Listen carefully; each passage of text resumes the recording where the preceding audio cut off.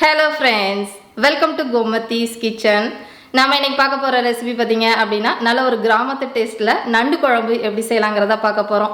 இந்த நண்டு குழம்பு பாத்தீங்க அப்படினா மழை குளிர் காலத்துல எல்லாம் சளி பிடிக்கும் இல்லையா? அந்த நேரத்துல சின்ன வெங்காயம், பூண்டு, மிளகு இதெல்லாம் போட்டு இந்த குழம்பு செஞ்சு கொடுப்பாங்க. அப்போ வந்து நெஞ்சு சளியெல்லாம் கரைச்சிட்டு வந்துரும்னு சொல்லுவாங்க. இந்த குழம்பு பாத்தீங்க அப்படினா பொதுவா வந்து தேங்காய் ஊத்தாம தான் செய்வாங்க. நான் வந்து இதெல்லாம் தேங்காய் ஊத்தி செஞ்சிருக்கிறேன்.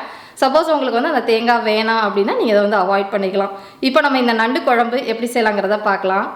கோமதிஸ் கிச்சனை சப்ஸ்கிரைப் பண்ணாதவங்க சப்ஸ்கிரைப் பட்டனை ப்ரெஸ் பண்ணிக்கோங்க. உடனுக்குடனே அப்டேட் வேணும் அப்படின்னா பக்கத்தில் இருக்க பெல் பட்டனில் ஆல்ங்கிற ஆப்ஷனை மறக்காமல் ப்ரெஸ் பண்ணி வச்சுக்கோங்க.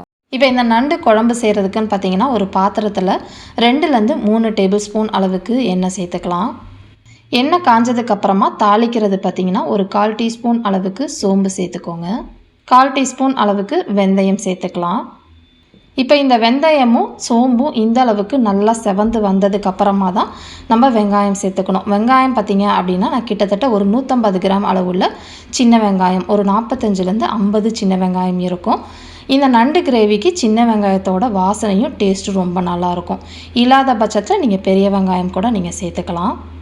இதோடவே பார்த்தீங்க அப்படின்னா நல்லா ஒரு 5-6 பூண்டு, சின்ன சைஸில் இருக்கிற பூண்டை தட்டிட்டு இதில் சேர்த்துருக்குறேன். தட்டினதுன்னு பார்த்தீங்க அப்படின்னா 1 டேபிள் ஸ்பூன் அளவுக்கு இருக்கும். அதையும் இதில் சேர்த்துட்டு இதில் கொஞ்சம் நல்லா ஃப்ரெஷ்ஷாக இருக்கிற கருவேப்பிலை இலைகளை கொஞ்சம் தாராளமாகவே சேர்த்துக்கோங்க. இப்போ தீயை வந்து மிதமாக வச்சுட்டு வெங்காயம் நல்லா ஒரு கண்ணாடி பதம் ஆகிற அளவுக்கு வதக்கிக்கலாம். இப்போ இது வதங்கிக்கிட்டு இருக்கப்பே ஒரு 2 பச்சை மிளகாவை முழுசாக அப்படியே சேர்த்துக்கோங்க. இது வாசனைக்காக தான் சேர்க்குறோம், காரம் எதுவும் இருக்காது. இப்போ பார்த்தீங்கன்னா வெங்காயம் நல்லா இந்த அளவுக்கு கண்ணாடி பதமாக வதங்கினா போதும், ரொம்ப செவக்கணும்னு அவசியம் கிடையாது. இந்த அளவுக்கு வதங்கினோடனே நம்ம தக்காளி பழம் சேர்த்துக்கலாம். தக்காளி பார்த்தீங்க அப்படின்னா மீடியம் சைஸில் உள்ள தக்காளி 2 தக்காளி எடுத்துருக்கிறேன். கொஞ்சம் ரஃப்பாக கட் பண்ணதுன்னு பார்த்தீங்கன்னா 1/2 கப் அளவுக்கு இருக்கும். நல்லா பழுத்த தக்காளியை போட்டுட்டு இது வந்து நல்லா குழையாற அளவுக்கு வதக்கி எடுத்துக்க போகிறோம். இது வதங்கிறதுக்குள்ளே இதுக்கு ஒரு மசாலா அரைக்கணும், நம்ம அதை ரெடி பண்ணி எடுத்து வச்சுக்கலாம்.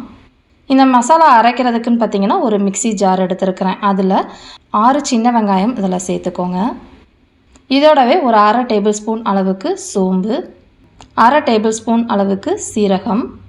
இதுக்கு கொஞ்சம் மிளகு காரம் தான் அதிகமாக இருக்கணும், அதுக்காக 1 டேபிள் ஸ்பூன் அளவுக்கு மிளகு சேர்த்துருக்குறேன். இதோடவே பார்த்தீங்கன்னா ஒரு 1/4 டீஸ்பூன் அளவுக்கு மஞ்சள் தூள் சேர்த்துக்கோங்க.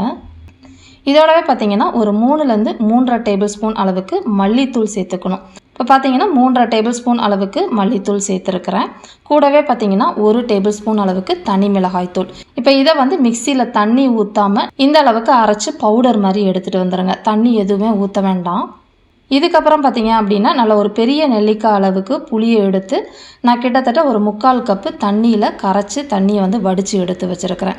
இது 2 முதல்ல ரெடி பண்ணி வச்சுட்டு அடுத்து நம்ம இன்றைக்கி செய்ய போகிற கிரேவி பார்த்திங்கன்னா நல்லா 1 கிலோ அளவுக்கு க்ளீன் பண்ண நண்டு வந்து பார்த்திங்கன்னா கொஞ்சம் சின்ன சைஸாக இருக்குது அப்படின்னா நான் அப்படி முழுசாகவே சேர்த்துக்கிறேன். நல்லா பெரிய நண்டு அப்படின்னா நீங்கள் பாதியாக வந்து கட் பண்ணிக்கோங்க. இப்போ நம்ம அந்த மசாலாலாம் ரெடி பண்ணுறதுக்குள்ளே பார்த்திங்க அப்படின்னா நம்ம தக்காளியும் நல்லா வெந்து வந்துருச்சு. இப்போ நம்ம அரைச்சி வச்சுருக்கிற மசாலா இருக்குல்லையே அது எல்லாத்தையுமே சேர்த்துக்கலாம். இப்போ இதை வந்து மிதமான தீயில் இந்த மசாலா நல்லா எண்ணெய் பிரிஞ்சு வர அளவுக்கு வதக்கிக்க போகிறோம். தீயை கம்மியாக வச்சுக்கோங்க, கருகிடக்கூடாது. இப்போ பார்த்தீங்கன்னா நல்லா வதங்கி எண்ணெய் பிரிஞ்சு வந்துருச்சு. இந்த சமயத்தில் நம்ம கரைச்சி வச்சுருக்கிறோம் இல்லையா புளி தண்ணி, அதையும் இதில் சேர்த்துக்கோங்க. சேர்த்து கலந்துட்டு தீயை வந்து நல்லா மிதமாக, அதாவது மீடியத்துக்கும் லோவுக்கும் நடுவில் வச்சு நல்லா மசாலா எண்ணெய் பிரிஞ்சு வெந்து வரணும். இது வேகிறதுக்குள்ளே பார்த்திங்க அப்படின்னா இந்த கிரேவிக்கு ஒரு தேங்காய் விழுது அரைக்கணும், அதை நம்ம ரெடி பண்ணி வச்சுக்கலாம். அதுக்கு ஒரு மிக்சி ஜாரில் நல்லா 1 கப் அளவுக்கு துருவின தேங்காய் சேர்த்துக்கலாம். இப்போ இதில் வந்து நீங்கள் வேறு எதுவுமே சேர்க்க வேண்டாம், கொஞ்சமாக தண்ணி ஊற்றி நல்லா கெட்டியமாக திக்காக பேஸ்ட் மாதிரி அரைச்சி ரெடி பண்ணிக்கலாம் இந்த அளவுக்கு. இப்போ வந்து நம்ம கிரேவி எப்படி இருக்குங்கிறத பார்த்துடுவோம்.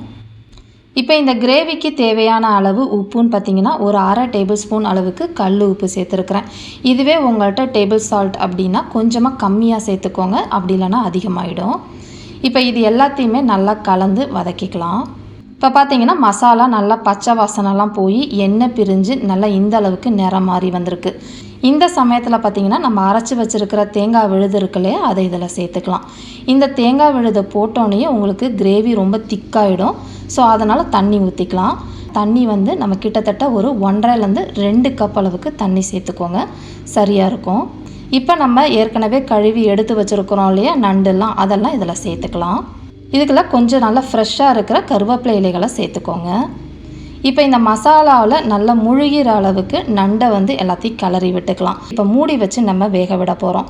இந்த நண்டு வேகிறது டைம் பார்த்திங்கன்னா மீடியம் தீயில் 15 நிமிஷம் வெந்துச்சு அப்படின்னா உங்களுக்கு சீக்கிரமாகவே வெந்து வந்துடும். இப்போ பார்த்திங்கன்னா நல்லா ஒரு 15 நிமிஷம் கழித்து நல்ல கிரேவி எண்ணெய் பிரிஞ்சு நண்டும் பார்த்திங்க அப்படின்னா ஒரு மாதிரி ஆரஞ்சு கலரில் இருக்கும், அப்படின்னா நண்டு வெந்துருச்சுன்னு அர்த்தம். அதே மாதிரி ஃப்ரெஷ்ஷாக கொஞ்சம் கருவேப்பிலை இலைகள் தாராளமாகவே சேர்த்துக்கோங்க. ரொம்ப சூப்பரான கிராமத்து டேஸ்ட்டில் நண்டு குழம்பு வந்து ரெடி ஆகிடுச்சு. இதே மாதிரி அளவுகளோட இந்த நண்டு குழம்பை செஞ்சு பார்த்துட்டு எப்படி இருக்குது அப்படிங்கிறத கமெண்ட் பண்ணுங்கள். வீடியோ பிடிச்சிருந்தாலும் கமெண்ட் பண்ணுங்கள், லைக் பண்ணுங்கள். மறக்காமல் கோமதிஸ் கிச்சன் சேனலையும் சப்ஸ்கிரைப் பண்ணி வச்சுக்கோங்க. தேங்க்ஸ் ஃபார் வாட்சிங்.